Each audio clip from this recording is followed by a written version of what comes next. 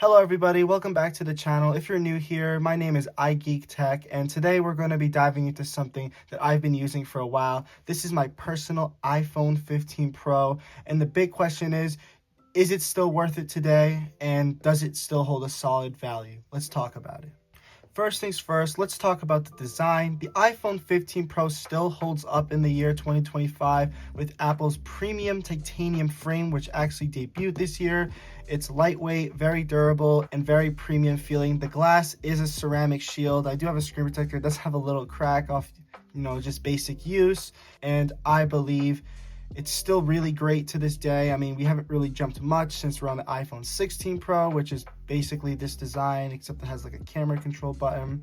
This is also the first phone to feature USB Type-C, which is a godsend from Apple. I mean, listen here, my iPad uses USB-C, my MacBook uses USB-C, everything I use uses USB-C, even outside of Apple products. So I believe it's just a great thing to have USB-C finally feature on these iPhones as well, especially how Apple kind of forced us to kind of use it back in the day. So with Apple's 6.1-inch display, pretty solid. It's been the standard for years. I know now they switched to 6.3, but again, 6.1 inches, if you have normal sized hands, you should be fine. It pretty much plays most AAA games with that A17 Pro chip under the hood. It runs Apple Intelligence. It runs pretty much anything you want. The only notable thing that I can note here that this doesn't run is visual intelligence, but that's like a camera control feature, and honestly, it's not that useful, all things considered. I mean, I don't really think that there's much new features with these new phones that would kind of not want you to buy a phone like this. So another great feature with the iPhone 15 Pro is the 120 hertz display, which unfortunately is still only locked to the Pro phone models, which to me, kind of ridiculous, even as an Apple fanboy. Like, come on. You're paying $800 for a phone, and some phones still are at 60 hertz. I mean, regardless of what, you still do have that smooth 120 hertz displays, and it's pretty great. I mean, there's no issues. It makes iOS feel so smooth, so nice, and yeah, I have no complaints on my end. Now, another great feature about the display is it's always on, so I can set my phone down and it'll tell me the time if I have the weather on here or any widgets. It also will tell me like the weather or the stocks. I know I have different wallpapers for different features. And yeah, if I have an image here, it also would show me, but right now I'm currently rocking the all black wallpaper.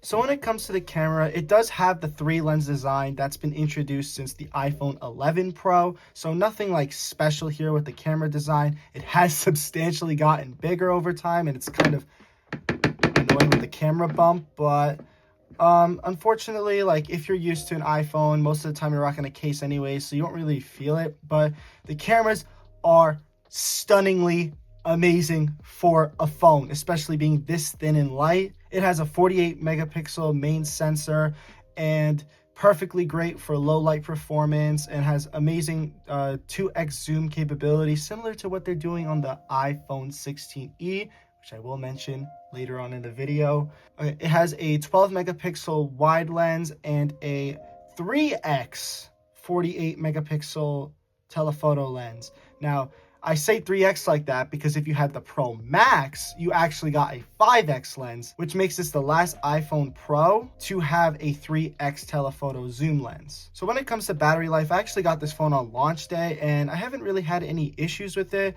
I'm a pretty moderate user with my phone. I stream sometimes, I do some work sometimes on my phone, but I just use my phone as like a normal person. Sometimes I'll have like days where I'm out for 12, 13 hours, and the phone will run a little low on battery. It'll be like in the 20%, but I mean, most people will plug in their phone at least once between that time, and it has lasted me all day. So actually, when it comes to battery health, you should probably monitor this like every once in a while.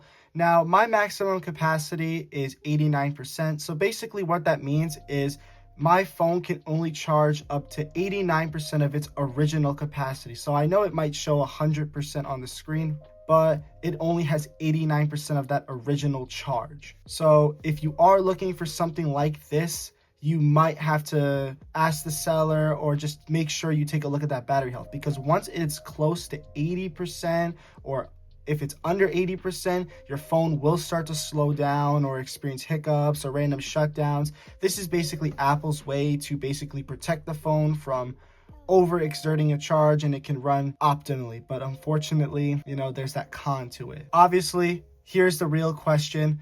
Is the iPhone Pro worth it in 2025? And personally, I think it is. It's not really much of an upgrade from the 16 Pro, and some carriers still might have some in stock. I know it's March of 2025 as I'm recording this video, but some carriers, even in my local area, still have 15 Pros in stock from backstock or from months ago.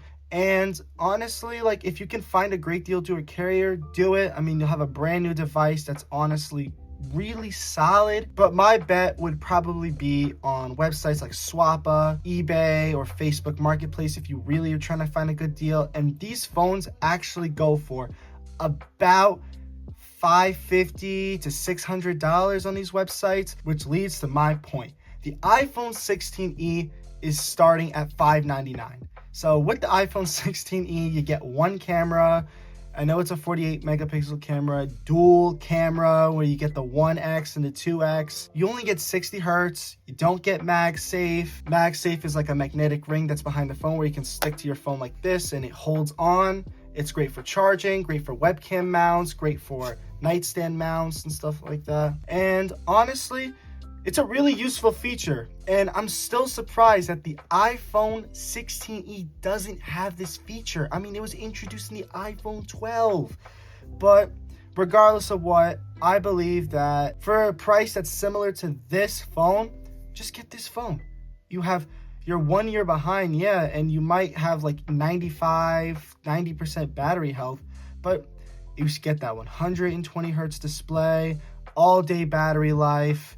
You have like Apple Intelligence still. You have all the Pro features. You have 2 extra camera lenses, LiDAR. So my opinion, just get the iPhone 15 Pro. And if you're looking to upgrade to an iPhone 15 Pro, my recommendation would be, like, if you're coming from an iPhone 12 Pro or older, or like an iPhone 13 and older, I would recommend upgrading to this phone, because again, this phone is very solid. As what I previously mentioned about battery life, ProMotion, all the other great features, especially with that 48 megapixel camera, and like overall just a really great option. That's it for the review today, guys. Let me know in the comments if you're still rocking the iPhone 15 Pro, or if you're on the fence of buying it, or if you have something newer or older. Don't forget to like, subscribe, and hit that notification bell so you don't miss any future reviews.